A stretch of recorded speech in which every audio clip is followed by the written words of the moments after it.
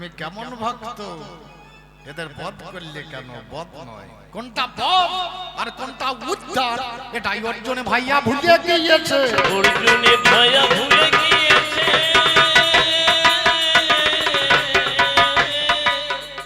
এ ছিল গন্ধর্ব, চিত্ররথ গন্ধর্ব, ওর স্ত্রী আর ওর ছেলে। এরা স্বামী স্ত্রী দুজন স্বর্গের নৃত্য গীত করতেন আর ছেলেটা বাজনা বাজাতেন। একদিন অষ্টাবক্র ঋষি চলে গিয়েছে, এর 8 টাকা দেখতে দেখতে চলে যাচ্ছে। এরা নাচছিল, রাত থেকে হেসেছে, যে বাজাচ্ছিল সেও হেসেছে, বলে আমায় দেখে হাসলি? তোরা রাক্ষস কুলিয়ে জন্ম নিবি, রাক্ষস কুলে জন্ম নিবি। মণিবনের পায়ে ধরে তিনজনে অনেক কাঁদলো, কাঁদার পরে মণিবন তুষ্ট হলো, বলে আমাদের মুক্তি লাভ কি করে হবে? বলে যেদিন হনুমান যাবে সেদিন তোমাদের তিনজনেরই একই দিনে তোমাদের তিনজনকেই মুক্ত করে আবার পুনরায় স্বর্গধামে পাঠিয়ে দেবে। যেখানে সেখানে যাতা মাল মেরু না, কথা হইয়া আছে আগে থেকে, এদেরকে আমি উদ্ধার করব, উদ্ধার করব। রাম লক্ষ্মণ দুই ভাইকে কাঁধে নিয়ে এইবার আমি লাভ মারবো। মা এসে বলছে, হনুমান বাবা আমাকে ফেলে যাবি? বাবা রে আমায় নিয়ে যাবি না, আমায় নিয়ে যাবি না।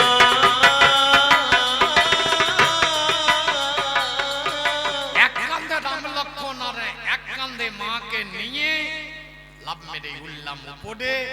উঠলাম কোথায়? ক্ষীরগ্রামে। এখন গিয়ে দেখবেন বর্ধমান জেলায় ক্ষীরগ্রামে, যেখানে যোগাধ্যামা আজও পর্যন্ত যে ছিদ্রে আমি উঠেছিলাম, যে সুড়ঙ্গ, সেই সুড়ঙ্গ আজও গেলে দেখতে পাবে, আজও গেলে দেখতে পাবে। আজও পর্যন্ত ওই মাকে রক্ত দিয়ে পুজো দিতে হবে। যে মাকে হনুমান এনে দিয়েছে, প্রথমে নরবলি দিত, তো প্রত্যেকের 1 বছর করে পালি থাকতো। এক ব্রাহ্মণ মারা গেছে, তার একটা ছেলে আর ব্রাহ্মণী দুজন, বলে এই দেশে আর থাকবো না, আমাদের এই বছর পালি। ছেলেটা যদি মরে যায় তাহলে কি লাভ হবে? চলে যাচ্ছে, মাঝখানে গিয়ে মা দাঁড়িয়েছে, বলে কোথায় যাবি? বলে এই গ্রামে রাক্ষসী এসেছে, এখানে থাকবো না। বলে কোথায় চলে যাও তুমি? সেই যোগাধ্যামা আমি সামনে। বলে চল ঘুরে চল, আর থেকে আর নরবলি লাগবে না। তবে পূজার দিনে যার পালি থাকবে তাকে নিজের রক্ত চিরে আমার উপরে 3 ফোঁটা ফেলে দিতে হবে। আজ পর্যন্ত গেলেই দেখতে পাবেন বৈশাখের শেষ দিন থেকে পূজা আরম্ভ হয়। বারবার গেছি ওখানে, দেখেছি সুরঙ্গ পথটাও দেখলাম। এখন বাবা তো সুরঙ্গে কাউকে ঢুকতে দেয় না, এখন তার কাটা দিয়ে গেলে যে সাধু ঢুকেছে সে আর বেরোই না। তলায় নামতে পারবে কিন্তু ওই ওপরে উঠতে পারবে না, নামতে পারবে কিন্তু ওই ওপরে ওঠা যাবে না, উপরে ওঠা যাবে না।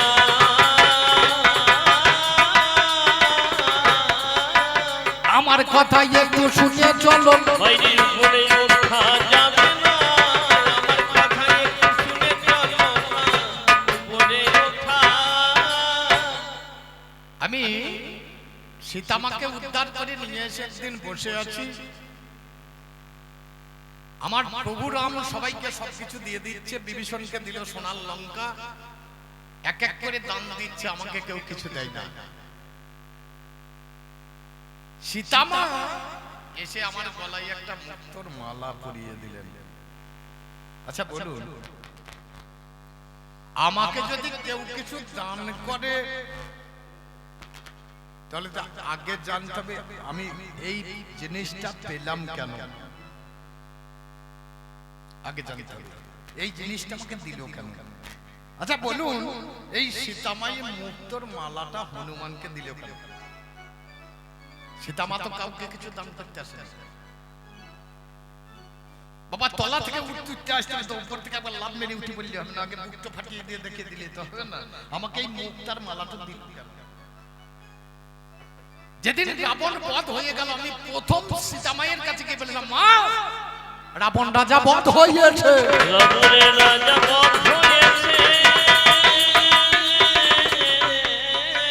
সেদিন আমার কাছে বলেছিল হনুমান আজকে প্রথম খবরটা তুই যখন আমাকে দিলি, তোর জন্য একটা পাওনা বাকি থাকলো।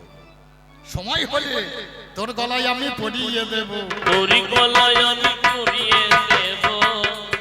এই জন্য মুক্তার মালাটা সীতামা এসে আমার গলায় জড়িয়ে পরিয়ে দিল। আমি মালাটা ঘুরিয়ে ঘুরিয়ে দেখলাম, বুঝতে পারলাম না। এক টান দিলাম ছিঁড়ে গেল, আবার এক টান দিলাম দু কুচি হয়ে গেল, আবার হাতে চাকলাম তিন দিয়ে 4 কুচি হয়ে গেল, আবার হাতে ধরেছি আবার দিয়েছি 8 কুচি হয়ে গেল, আবার টেনেছি 16 কুচি, আবার টেনেছি 32, আবার টেনেছি 64, আর ধরা পড়ছে না তখন দাঁত দিয়ে বসে বসে কাটছি। 107 কুচি যখন হয়ে গিয়েছে, লক্ষণ এসে বলছে বোনের পশু তোর গলায় মুক্তার মালা মানে। আরে লক্ষণ তুমি ঠিক বলছো, যে হাড়ে রামে নাই সে হাড়ে মোর কাজে না।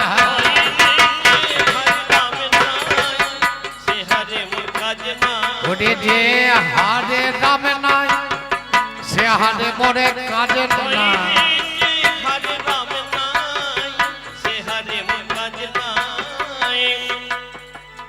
লক্ষণ বলছে হরে হনুমান, তোর শরীর খানা 206 খানা হাত দিয়ে তৈরি, রাম আছে বৃথা দেহ করি নাই ধারণ গো, বৃথা দেহ করি না ধারণ গো। আমি রামে ছাড়া দেহ ধারণ করি না, আমি রামে ছাড়া দেহ ধারণ করি, আমি রামে ছাড়া দেহ ধারণ করি না, আমি রামে ছাড়া দেহ ধারণ করি না। ঠাকুর লক্ষণ তুমি কানে শোনো, রাম ছাড়া দেহ ধারণ করি না। ঠাকুর লক্ষণ তুমি কানে শোনো না, রাম ছাড়া দেহ ধারণ করি না। বলে দেখাতে পারবি? নিশ্চয় দেখবো, বললে দেখাও, বলে তাহলে দেখাও। অজান লম্বিত ভোজ নবদুর পাদল শ্যামেরা,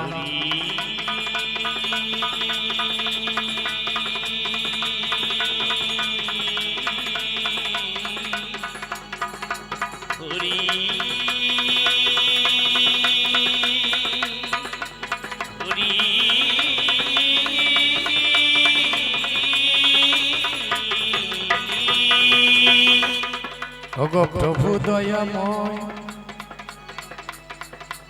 ভক্তের মানে রাখো প্রভু তোমার জন। আমার সাধনে নাই ভজন নাই, আমি কিছুই তো জানি না। ভক্তের মান রাখো ঠাকুর জানাই ষোলোই আমি, নয়নে জলে বুক বাঁচিয়ে ডাকি দামে ধন। রক্ষা করো রক্ষা করো ওই রাজে বলো চল, এই বলে নখ দিয়ে বক্ষখানা ছিঁচে রাম লক্ষণ দেখাইলাম। ওই লক্ষণের যুগল মূর্তি বক্ষের মাঝে দেখাইয়া দিলাম, দেখে লক্ষণ রোগে জলে ভাসিতে লাগে। লক্ষণ বলে হনুমানের ধন্য তুমি হলে, এ বস্তু আমাকে আজকে দেখালে। কেমন করি এটা হলো জানো আমার কাছে, কেমন করে হয় এটা কথা নয় কমেছি। শোনো তুমি ঠাকুর লক্ষণ শোনোই আমার কাছে, ঘট আছে উপর করা, ঘটে আছে বস্তু ভরা, এ সন্ধান জানে যারা। আমি তোমার কাছে গাই, তাদের বুকে রামে ধনে থাকে গো সদায়। জানতে হবে ঘট উপর করা আছে, ঘটে মাল ভরা আছে, এ সন্ধানে জানে যারা, জানে তাদের বক্ষের মাঝে বসেই থাকে, বক্ষের মাঝে বসেই থাকে। ভাইরে অন্য কিছু করতে নাকি ফুটো মারা শিখতে হয়। এই রামকে বুক ফাটিয়ে যদি দেখাতে হয়, আগে যে ফুটো গুলো আছে সেই ফুটো গুলোকে মারতে হবে, দিয়ে আলাদা ফুটো খুলিয়ে দেখাতে হবে। তোর মধ্যে যে ফুটো গুলো আছে, চক্ষু, কর্ণ, নাসিকা, মুখগহ্বর, লিঙ্গ, গুহ্য, এই যে 9টা ফুটো আছে, এই ফুটো গোটাকে আগে মেরে দিতে হবে। মেরে দেওয়ার পর আর একটা ফুটো খুলতে হবে, এটা হচ্ছে দশম দ্বার, একে বলে জ্ঞান চক্ষু। এই ফুটো যদি করলে তুই যেখানে ফাটাবি বাবা ভগবানে দেখবে, ভগবানে দেখবে।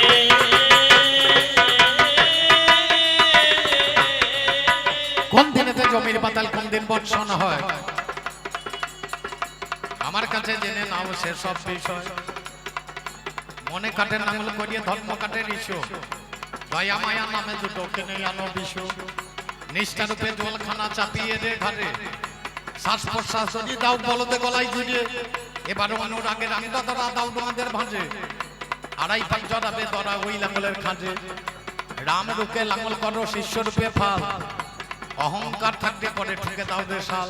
তাহার ওই উপরে দেবে রাম নামের মুঠো, সাত করে ডাকাবে যদি সাদের গরু দুটো।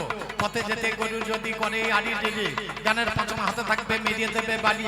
ভক্তি করে নিষ্ঠা নাঙ্গলে যেদিন বইতে যাবে, শিক্ষা গুরুর কাছে কিছুই উপদেশ নেবে। কোন দিনেতে জমির বাতাল কোন দিন বর্ষণ হয়, সূর্যদেবের কাছে যাব জানিতে নিশ্চয়। সূর্যদেব আমার গুরু বিশ্ব দুনিয়ায়, ওরেই আমার অর্জনে তোমারে জানায়। সূর্যদেবের কাছেই আমি শিখেছিলাম ভাই, তোর কাছে সেই কথাটা প্রকাশ করিয়ে যায়। প্রথম দিনে জমির ধারে যাওয়া তো যাবে না, জমিতে চাষ করলে চাষ তো হবে না। পঞ্চম দিনে জমির বাতাল মহাজনে কয়, ওই দিনেতে জুটবো নাঙ্গল হইয়া নির্ভয়। ভক্তি মাটি পরিপাটি চাষ দেব, তবেই বাবা দেহ খানা শুদ্ধ করিব। রূপ রস রতি মাটি 4 বছরে দেহ খাটি জানেন তা সবাই। 4টি চাষ করলে পরে দেহ শুদ্ধ হয়। রূপ শব্দে মায়ের কাছে মা আসা হলো, ওরে আমার অর্জুন ভাই তুমি শুনে চলো। রস শব্দে পোষ সাপে করে বিবেচনা, ব্রহ্মচারী ছাড়া বাবা এ তো জানে না। রতি শব্দে ব্রহ্মবস্তু সাধকেতে কয়, যোগে জাগে অনুরাগে যাকে ধরা যায়। রিস্কা যেটাই আমার মাটি হয়ে গেল, 4টি চাষ যখন আমার দেহে হইয়েছিল। যাবই আমি গুরুর বাড়ি, বীজ আছে ভাই, তার কাছে বীজ আনবো বলবো নাই অন্যায়। পতর বুঝে সতর হইয়েছে করে দেবে মেলে, আপনি উঠে আসবে উপরেতে ঠেলে। গাছগুলো যখন আমার বড় হয়ে যাবে, ছাগল ভেড়া ঢুকে সেদিন ফসল খেয়ে নেবে। 6টা ছাগল আছে বাবা করো বিবেচনা, কাম করল মদ মোহ আশ্চর্য মিথ্যা বলবো না। হিংসা নিন্দা দুটো ভেড়া স্বাস্থ্য মাঝে পায়, আর্জনাতে যুক্তি করিয়ে ফসল খেতে যায়। আর্জনাতে যুক্তি করিয়ে ফসল খেতে যাবে, যার জন্য অনুরাগের বেড়া বসাতে হবে। ফুটকা করি আছে জমিতে দেবে গোঙাল করিয়ে, আরে রামের নামে হুড়ো মারো ওই গোঙালে। যোগে জাগাও রে যোগা রাখো ধন, যোগে জাগাও রে যোগা রাখো ধন, যোগে জাগাও রে যোগা রাখো ধন, যোগে জাগাও রে যোগা রাখো ধন, যোগে জাগাও রে যোগা রাখো ধন, যোগে জাগাও রে। আমি বলেছিলাম ঋষ্যমুখ পর্বতে আমার সঙ্গে রামের দেখা হয়েছিল। বলছে বাল্মীকি রামায়ণে তা বলছে না, তাহলে কি বলছে? রামচন্দ্র যখন বিয়ে করেছিল তখন হনুমান তার সঙ্গে ছিল? ছিল না। রামচন্দ্র যখন বনবাসে যায় তখন রামচন্দ্রের সঙ্গে হনুমান ছিল? ছিল না। রামচন্দ্রের যখন সীতা চুরি হয় তখন কি হনুমান তার সঙ্গে ছিল? ছিল না। রাম লক্ষ্মণ আর সীতাই ছিল, আর কেউ ছিল না। সঙ্গ লোকাবে ঋষ্যমুখ পর্বতে, তার আগে হনুমানের সঙ্গে রামচন্দ্রের দেখা হয় না। তুমি যেমন রামায়ণ দেখেছো, আমিও তো রামায়ণ দেখেছি না, আমি অন্য বই পড়েছি। যদি রামায়ণের লেখা থেকে না বিয়ের সময় হনুমান গিয়েছিল কোলপাত্র মেনে না হলো, যদি হনুমান থাকতো রামের সঙ্গে রামের সীতা চুরি হতো না, সীতা চুরি হতো না। কোন রামায়ণ আপনি উল্লেখ দেখাতে পারবেন না লক্ষ্মণ সীতা রাম এই 3 জন ছাড়া হনুমান তাদের সঙ্গে আছে। যোগে জাগাও রে যোগ আরাধ্য ধন, যোগীরা আরাধ্য ধন, যোগ আরাধ্য ধন সে হলো রাম। মর্যাদা পুরুষোত্তম সে হচ্ছে রাম। তাহলে একে রাখতে হলে যম, নিয়ম, আসন, ধ্যান, ধারণা, সমাধি এগুলো করতে হবে। একে বলে প্রাণায়াম। ওরে জমে নিয়মাদি করিয়া সাধু,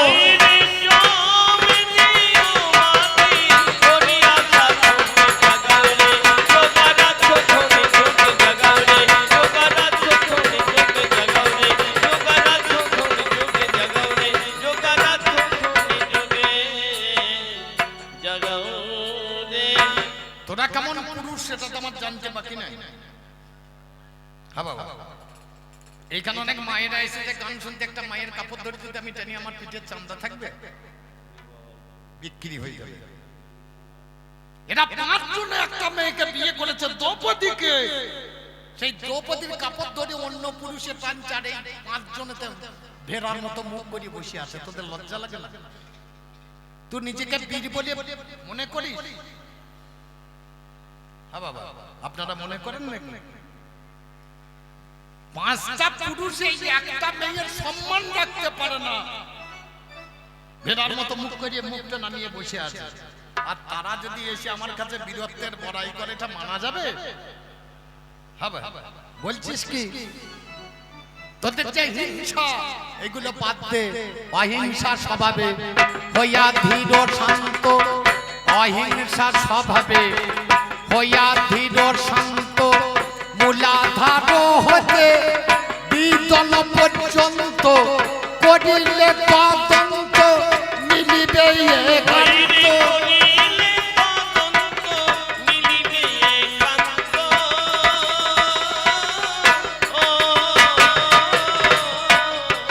ভাইরে কৃতান্তের কৃতান্ত নিতান্ত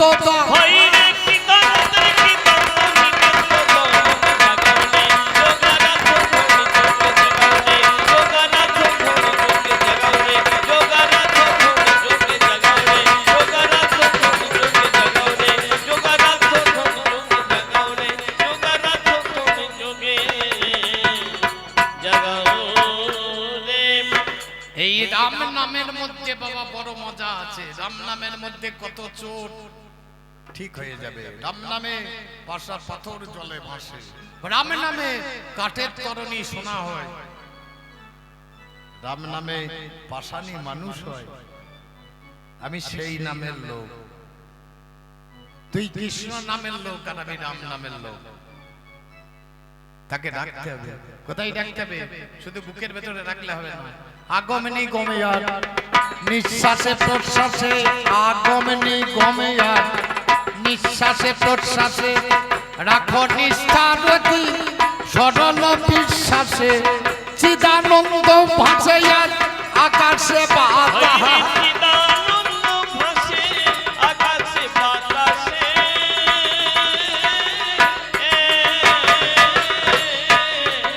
বাবা চিদানন্দ ভাসে আজ আকাশে বাতাসে, করো প্রেম পাশে সে ধনে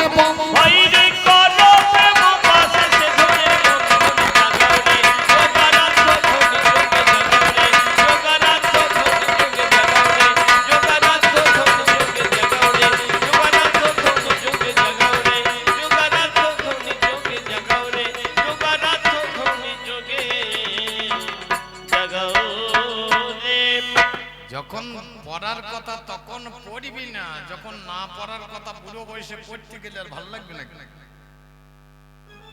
5 বছর বয়সে স্কুলে পড়াশোনা করতে গেলে ভালো লাগবে না? ভালো লাগবে। আর যদি একটা ছেলে 30 বছর বয়স হয়ে গেছে তারপরে প্রাইমারি স্কুলে ভর্তি করলে তাকে কেমন লাগবে? তোদের অবস্থাটা ঠিক সেরকম দাঁড়িয়েছে। আমি যখন মায়ের গর্ভে, আমার বাবা বারবার বলছে বাবা তুই বেরিয়ে আয়, আমি বেরোতে পারবো না। বলে কেন? বলে আমি যদি মায়ের দাঁত দিয়ে বেরিয়ে যাই আমার লিঙ্গটা তো মায়ের দ্বারে পরশ করবে, আমি বেরোতে পারবো না।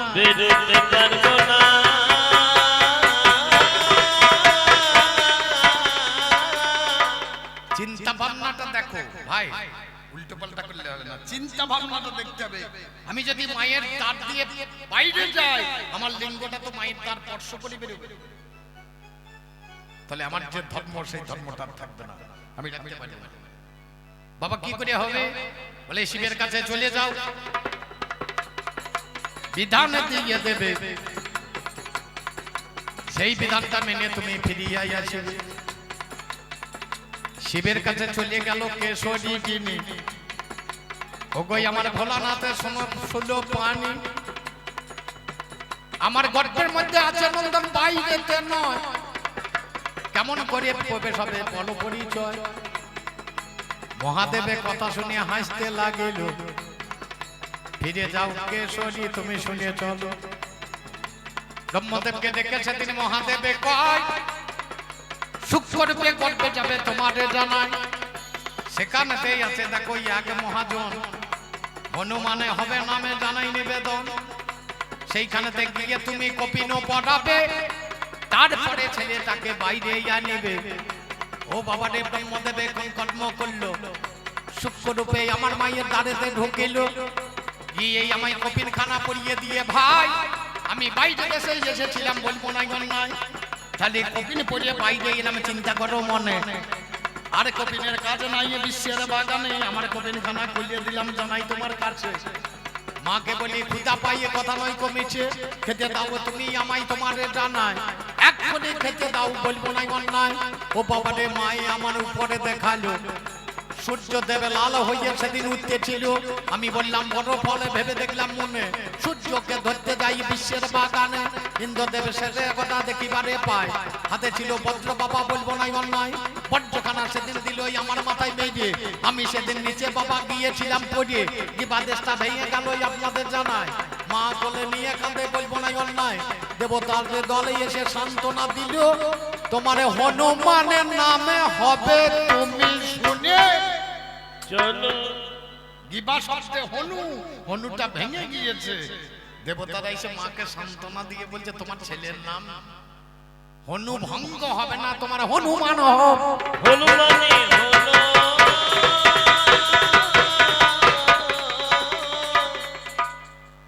তাহলে বুঝতে পারলেন আমার কথাটা, 5 বছর বয়সে যদি স্কুলে ভর্তি হয় সেটা ভালো না। আমি গর্ভেই কপিন পরে বাড়িয়ে বেরিয়ে আসছি, আর এখন যত মাহান্ত হচ্ছে 2-4টা ছেলে তৈরি করার পরে কপিন পরে বসে আছে, কাজ হবে? হ্যাঁ বাবা, কপিনের অপমান হবে না? এই জগৎখানা ঠিক এই জায়গা তৈরি হয়েছে, যখন সময় তখন পড়বে না, অসময় 30 বছর বয়সে বাবা প্রাইমারি স্কুলে ভর্তি হয়ে গেছে, আর হবে না? আর বাবা হবে না, আরে বাবা হবে না, এই হয়েছে যে ঘর মেরে দর। আরে বাবা হবে না, এই হলো বাবা ধর্মের কারবার।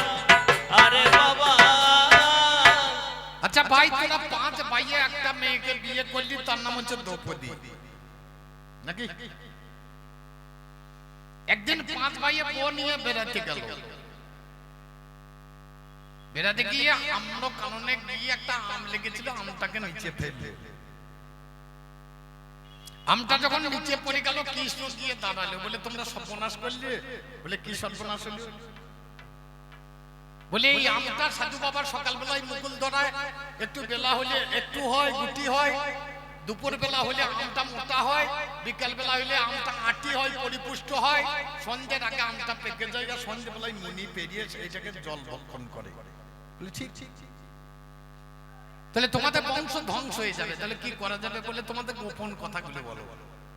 যুধিষ্ঠিরকে ডাকলো বললো, ভীমকে ডাকলো বললো, 5 ভাইয়ে বললো অত বলার সময় নাই, তাহলে গান করার সময় পাওয়া যাবে না। শেষকালে দ্রৌপদীকে ডাকলো, দ্রৌপদীকে ডেকে বলছে তোমার গোপন কথাটা বলো। বলে আমি 5 স্বামী নিয়ে সুখে ঘর করার আমটাও করেছিল, নিচে দুম করে পড়ে গেল। আরে ভীমের হাতে ছিল গদা, চুলের মুষ্টি ধরে ধরিয়েছে, বল সত্যি কথা বল। আর মেয়ে ছেলের একটা অভ্যাস আছে, দেখবেন এরা খারাপ কাজ করলে পরে স্বামী যদি জিজ্ঞেস করে,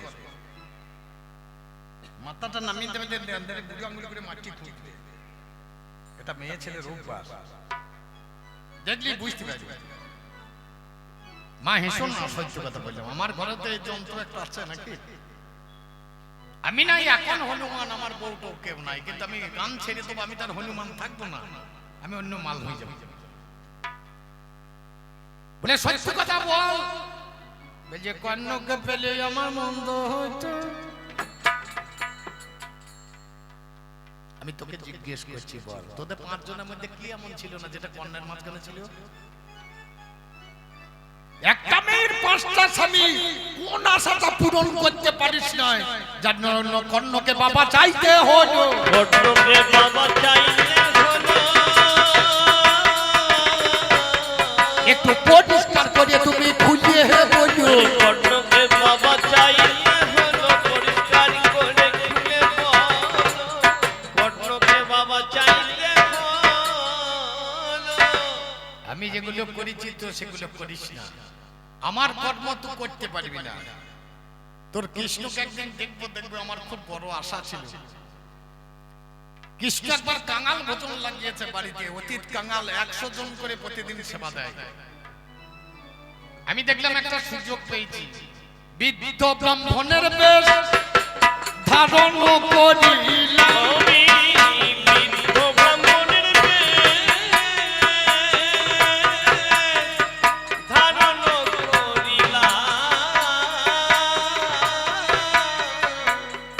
প্রতীকশালায় গিয়ে আমি হাজির হয়ে গেলাম। প্রতীকশালায় গিয়ে আমি হাজির হয়ে গেলাম। চামড়াগুলো জড়ো জড়ো, দন্তগুলো নর বড়।